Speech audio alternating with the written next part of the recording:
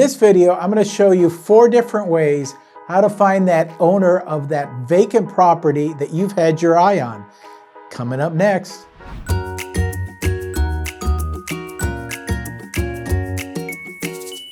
What's important is less about spotting abandoned properties and much more about what you do. How do you find the owners of that abandoned property? So you can help them by buying the now vacant or abandoned house. I have 4 strategies that you can use to find those owners.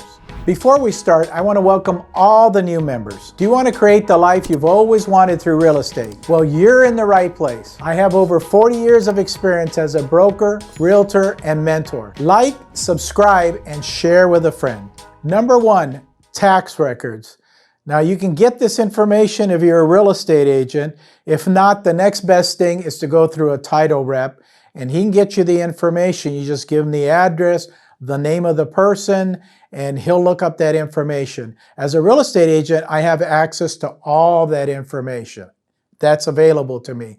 There are other third-party sources that you might be able to get it from, Property Radar, PropStream. There's other third-party sources that have access to that information as well. Number 2, skip tracing. And skip tracing, this is the art of getting phone numbers and emails. And you send them to a company, they literally skip trace it for you and provide you with a phone number, an email address, or pretty much anything else you want on this property. There's a lot of public information out there. Every time you fill out a credit card application, an application to get something from a lottery or a prize, you may not know it, but you're filling out this application, it's being put into a system that's accessible by somebody, and then that's how they get all this information, okay? Number 3, literally going door to door. And yes, if it's a vacant property, obviously there's nobody there, but who's gonna have the next best information about that property?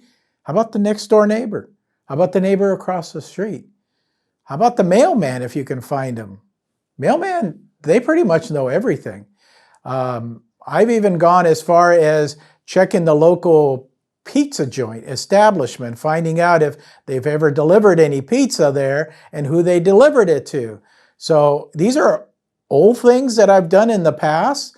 I like just kind of doing skip tracing, but if you want to, get your feet walking in that direction and get information that's not going to cost you anything, then go out, knock on some doors, talk to some neighbors. Number 4, leaving a physical note.